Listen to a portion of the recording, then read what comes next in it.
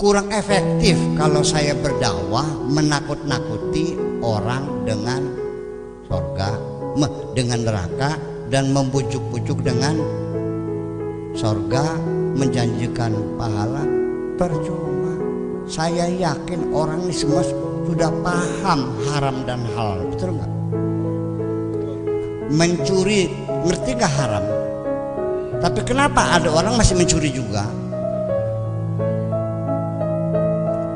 Melacur haram nggak? Musik cakingan masih laris baik. Jadi orang yang melacur juga sadar itu haram. Orang yang mencuri juga sadar itu haram. Orang yang korupsi sadar itu haram. Orangnya pinter nggak? Nggak mungkin bang goblok bang apa sih korupsi? Dia sadar. Nah, yang jadi pertanyaan, apakah mungkin orang ini tidak percaya hari kiamat? Mungkin. Atau orang ini tidak takut sorga, tidak takut neraka? Mungkin. Jadi saya bercerita neraka ini sudah nggak ada gunanya. Diceritakan neraka dunia saja nggak takut kok. Ancaman dari Allah, barang siapa yang masih suka jajan sekarang, Allah sebarkan penyakit AIDS. Apa yang terjadi? Sebelum AIDS dulu ada namanya sifilis. Dikasih hukuman di dunia dengan penderitaan yang menyakitkan badannya. Sepi sebentar, begitu obatnya ketemu pensilin, ramai lagi. Dikasih penyakit lagi namanya gonore, kencing nanah. Sepi sebentar, setelah ketemu obatnya, ramai lagi. Setelah itu apa? Vietnam Rose. Ya, sepi sebentar, ketemu obatnya, ramai lagi. Dan sekarang penyakit AIDS. Agak sepi sekarang nih, pada orang pada ketakutan. Dan saya doakan mudah-mudahan obatnya jangan ketemu dulu. Nanti ketemunya 50 tahun lagi, kira-kira sepi dulu. Nah, kalau ketemu ramai lagi kok. Nah, ini artinya gambar orang yang menderita penyakit AIDS dipasang di puskesmas, di balai desa, dipasang di kantor. Ternyata nggak takut kok, masih melacur juga. Kenapa? Nah, ini yang jadi persoalan. Jadi artinya ini sama saja kita ngomong kepada orang-orang yang tidak punya otak, orang-orang yang lagi linglung. Itu persoalan. Nah, saya ingin memberikan contoh supaya bisa paham. Kenapa orang tidak takut neraka? Kenapa orang? Soalnya dia bukan tidak paham, tapi dia tidak sadar. Wong bakal linglung, diomongi mancing lim. Apa? Belam. Dah, sewen guys. Ceritanya emang kenen. Si Jineng Dina ada orang mau belanja ke pasar, warungan kecil, jual sabrang, bawang, terasi, gesek itu tuh, ya gula, warung kecil, namanya Gerabadan. Dia biasa belanja itu 5.000, bawa keranjang tuh. Nah, ya semeja lah. Rupanya harga barang semakin meningkat, jadi belanja 5.000 tidak mencukupi.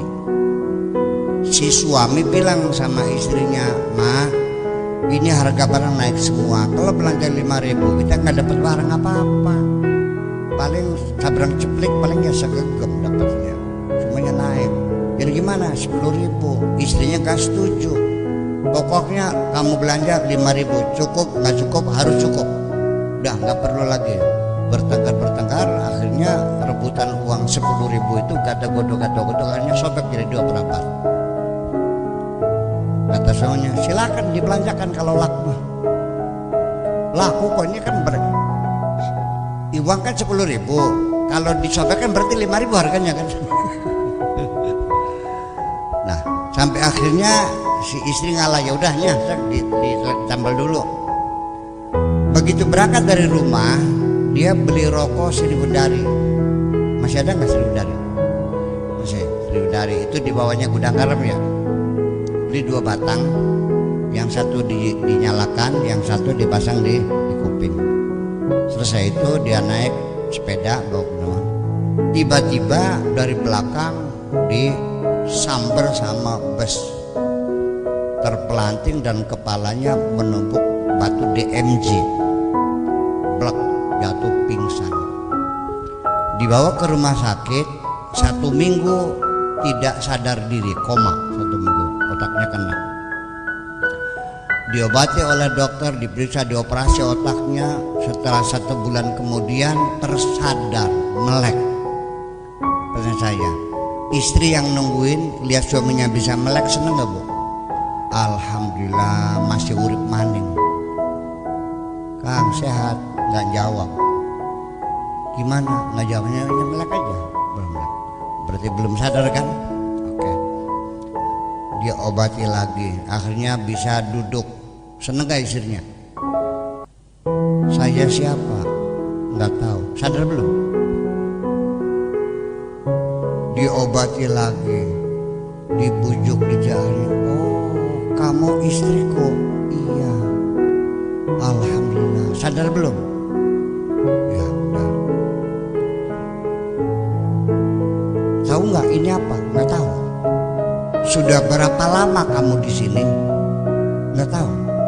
Sebabnya apa? Nggak tahu. Sudah sadar belum? Dia obati lagi sampai bisa makan sendiri, bisa buang air, bisa cebok sendiri. Siapa ini? Istri. Ingat gak dulu rebutan uang? Iya ingat. Terus kamu mampir kemana? Ke warung. Beli apa? Beli rokok. Berapa? 2. Terus yang satu dinyalakan, yang satu terus berangkat. Terus lupa. Sudah sadar belum tuh? Belum tentu.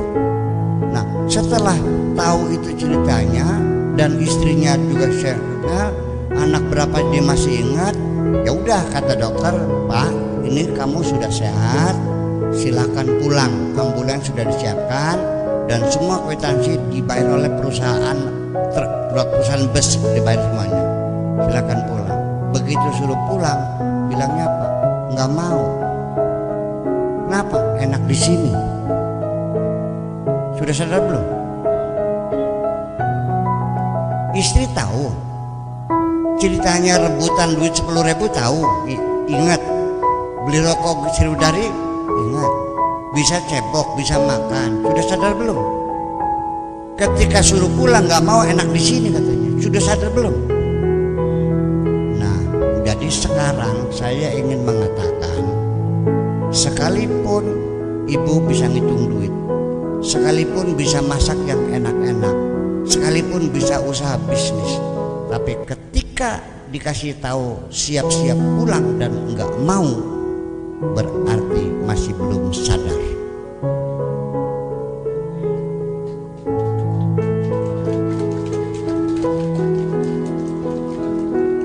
Wes paham? Jadi kalau saya berbicara di tengah-tengah orang yang lagi linglung, percuma. Siapa yang sadar di sini? Kita tanya. Siapa yang sudah pengen pulang? Oke. Kalau pengen pulang belum, yang siap saja. Siapa yang siap pulang? Gak ada juga. Nah, itulah satu ciri khas bahwa orang itu kalau sudah kesadarannya datang, pasti dia merindukan, ingin pulang. Ini kata kuncinya.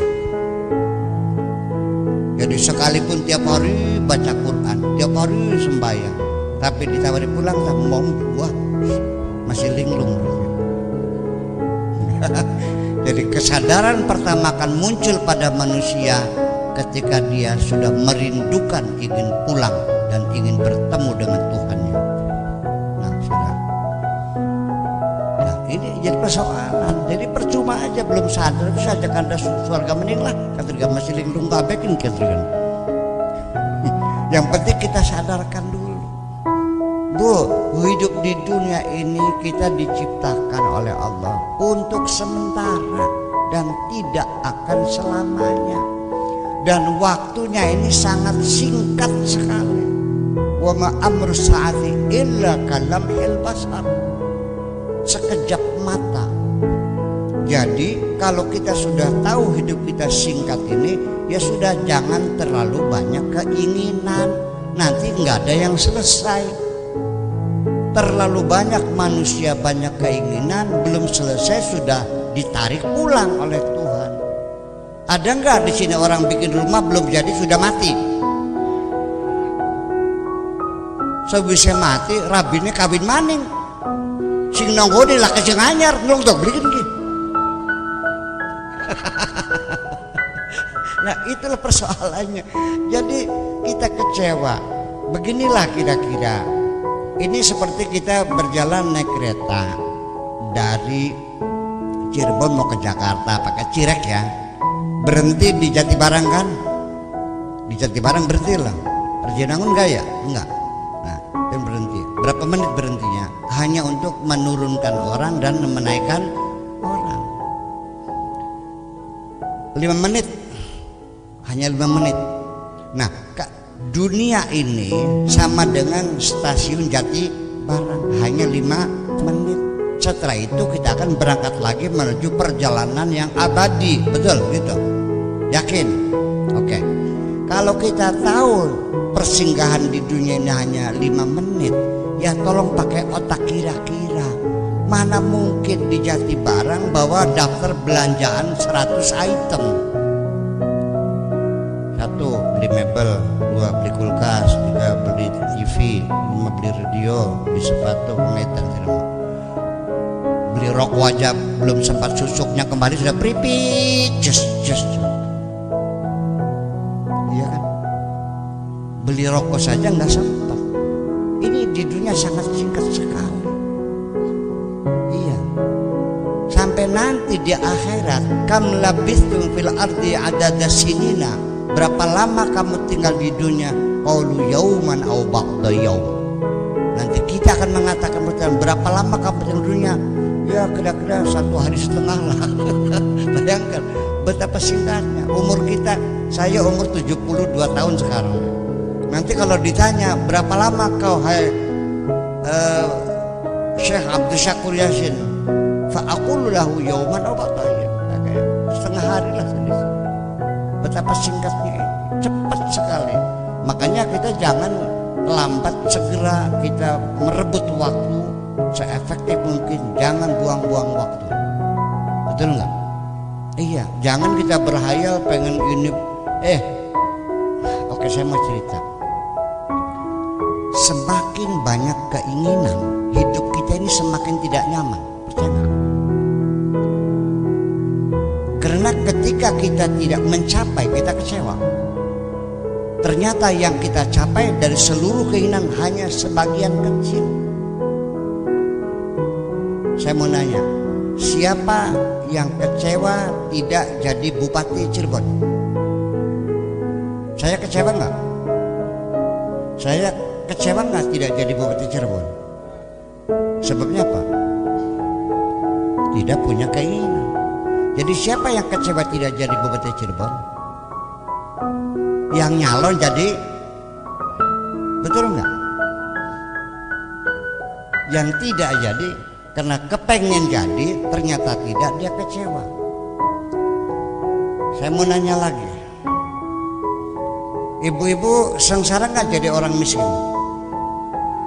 Kenapa sengsara? Karena kamu pengen kaya asalnya.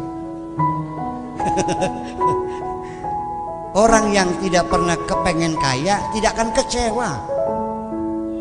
Betul enggak? Jadi orang yang kecewa miskin karena dia kepengen kaya. Jadi dari mana kekecewaan kita? Dari keinginan kita. Semakin banyak keinginan, hidup kita semakin kecewa. Ini kaidah hidup nih. Mudah-mudahan setelah ngaji ibu-ibu jadi nyaman hidupnya, damai. Udah satu. Kemudian hidup kita sehari-hari ini intinya adalah selalu menginginkan apa-apa yang kita tidak miliki. Kita bekerja siang malam karena pengen beli TV, pengen beli radio, pengen beli mobil, beli motor, kan begitu. Semua yang ada kepengen dibeli semua. Sehingga kita bekerja siang malam menghabiskan waktu, tetapi ternyata yang sudah kita miliki tidak pernah disyukuri. Benar enggak? Yang sudah ada tidak pernah disyukuri, menginginkan yang belum dimiliki. Padahal nyatanya ketika yang diinginkan terjadi, tercapai, berapa lama kamu bahagia, berapa lama kamu senang? Tidak lama pun.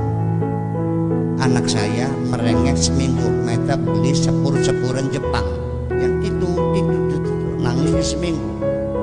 Setelah saya belikan, dia seneng ya, lalu bermain. Berapa lama bermain? Hanya 5 menit. Setelah itu dibuang, main yang lain kok. Kederem-derem pengen dua laki sih aku. Wani puasa 40 dina. Wah ya wis terkabul mah ngelus dada, nebak batuk wis gak. Betul enggak? Puasanya saja 40 hari ya. Sama gemblung ya. Gemblung tah. Menggemblung. Setelah tercapai hanya sebentar. Hanya sebulan 2 bulan. Setelah itu ya napak jidat, ngelus dada, karo kecerek. Itulah hidup kita. Sekarang kita mesti belajar bagaimana kita hidup bahagia. Setelah itu, setelah kita miliki, setelah kita punya mobil, setelah kita punya motor, setelah kita punya rumah, andai kan mobilmu hilang, kecewa nggak? Ini Pak siapa namanya nih? Namanya Pak siapa? Radiwan.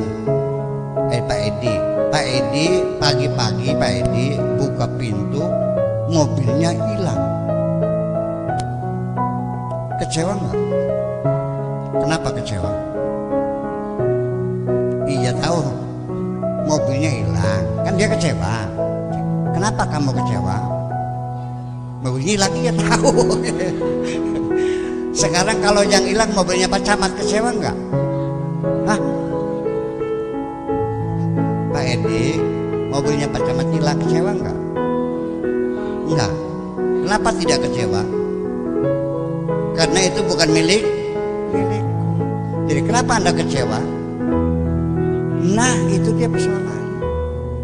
Jadi semakin kita punya harta semakin banyak, siap-siap engkau akan dikecewakan di hidup ini. Paham wes?